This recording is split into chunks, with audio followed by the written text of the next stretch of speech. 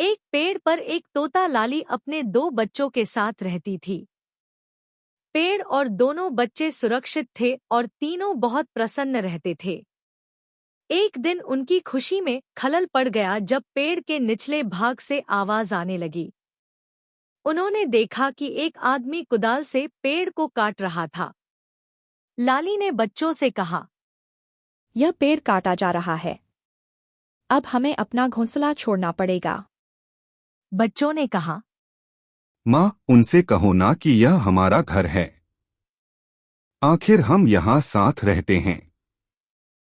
लाली ने समझाया, हम छोटे प्राणी हैं, हमारी बात नहीं सुनी जाएगी। हमें यहाँ से जाना होगा और कहीं और घर बसाना होगा। बच्चों ने फिर कहा, माँ, एक बार उस इंसान से बात करके तो देखो। लाली नीचे चली गई और उस आदमी से कहा, भाई साहब, हमारा घोंसला इस पेड़ पर है। कृपया इसे मत काटो। आदमी ने उत्तर दिया, मुझे लकड़ी की जरूरत है। आप कहीं और घोंसला बना लो। अब लाली अपने दोनों बच्चों को लेकर ज्यादा दूर नहीं जा सकती थी। बच्चों ने कहा, माँ, हम ज्यादा दूर नहीं जा सकते। हम थक गए हैं। यहीं कहीं पास के पेड़ पर बसेरा कर लो। लाली ने कहा, बेटा, मैं हर पेड़ पर नजर डाल रही हूँ। सही जगह मिलने पर ही हम घोंसला बना सकते हैं। कुछ दूर जाने के बाद लाली को एक पेड़ नजर आया जहां घोंसला बनाने की सही जगह थी। उन्होंने पेड़ से पूछा, भैया, मेरे बच्चे बेघर हो गए हैं। हमें रहने के लिए एक सही जगह चाहिए। क्या हम आपकी डाल पर घोंसला बना सकते हैं? पेड़ ने कहा, नहीं, मेरी डाल पर घोंसला मत बनाओ और जाओ। वह थोड़ा दूर दिख रहा पेड़ तुम्हारे काम आ सकता है। लाली ने सोचा कि आखिर उसने मना क्यों किया, फिर भी वह आगे बढ़ी। फिर वह छोटे पेड़ के पास पहुंची और कहा, भैया, मैं बड़ी देर से परेशान हूँ। बच्चों के साथ यहाँ तक आई हूँ। क्या आपकी डाल पर घोंसला बना सकती हूँ? आप मना तो नहीं करेंगे ना?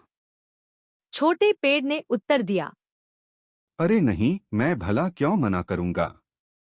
बना लो शौक से घोंसला। तुम्हारे छोटे प्यारे बच्चों की मीठी आवाज सुनने को मिलेगी। मेरा भी मन बहलता रहेगा। हाँ, मीठे फल खाने हो तो उस बड़े पेड़ से लाना होगा। लाली ने धन्यवाद देते हुए कहा, अब हम आपकी शरण में आ गए हैं। हमें पूरा विश्वास है कि जीवन अच्छा गुजरेगा। लाली ने घोंसला बनाना शुरू कर दिया। इस बीच बच्चों ने माँ से पूछा, माँ, उस बड़े पेड़ ने हमें मना कर दिया लेकिन छोटे पेड़ ने हमें अपना लिया। दूसरी बात, छोटे पेड़ ने मीठे फल के लिए बड़े पेड़ का रास्ता क्यों बताया? बड़े पेड़ ने कड़वी बात क्यों कही? लाली ने कहा, मेरे प्यारे बच्चों, इसके पीछे जरूर कोई कारण होगा। पेड़ तो हमेशा कुछ न कुछ जानते हैं। उनका स्वभाव ऐसा होता है। छोटे पेड़ पर उनका घोंसला पूरी तरह सुरक्षित था। वे बड़े प्रेम से रहने लगे और बहुत प्रसन्न रहते थे।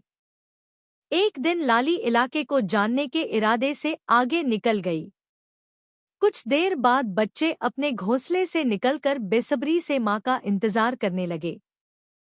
लाली वापस आई और कहा, माँ, फल बहुत स्वादिष्ट हैं। आपने इन्हें कहाँ से पाया? लाली ने उत्तर दिया, मेरे बच्चों, ये फल उसी बड़े पेड़ से तोड़कर लाई हूँ। उसने ही मुझे आवाज देकर बुलाया था।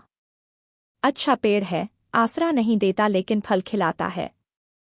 लाली फिर बड़े पेड़ के पास से जा रही थी। पेड़ ने उसे बुलाया और कहा, अरे लाली, और फल लेकर जाओ। अपने घोंसले में संभाल कर रख लेना, काम आएंगे। लाली ने कई चक्कर लगाकर कुछ फल अपने बच्चों के पास घोंसले में रख दिए। बरसात और तूफान शुरू हो गया। बड़े पेड़ ने लाली को सावधान किया। अरे ओ लाली, अपने बच्चों के साथ संभल कर रहना। मौसम का मिजाज अच्छा नहीं दिख रहा है। लाली ने अपने दोनों बच्चों को अपने पास कर लिया। इतने में बड़ा पेड़ उखड़कर जमीन पर गिर पड़ा। वह नीचे गिर गया और अब पंछियों को मीठे फल खाने को नहीं मिलेंगे। लाली फिर बड़े पेड़ के पास पहुंची और पेड़ ने कहा, अब मैं तुम्हारा साथ निभाने में सक्षम नहीं रहूंगा। मीठे फल नहीं खिला पाऊंगा। मैं तुम्हें बताना चाहता हूं कि मैंने तुम्हें शरण देने से मना क्यों किया। दरअसल मेरी जड़ें बहुत कमजोर हो गई थी। मैं जानता था कि तूफान का झटका सहन नहीं कर पाऊंगा। इसीलिए मैंने तुम्हें मना किया और छोटे पेड़ का रास्ता बताया। मेरे फल खाओ और अपने बच्चों के लिए भी ले जाओ। ये अभी भी ताजे हैं और बहुत अच्छे हैं। लाली का मन भर आया था। वह समझ चुकी थी कि स्वभाव की मिठास जीवन में सच्चे सुख की नींव होती है।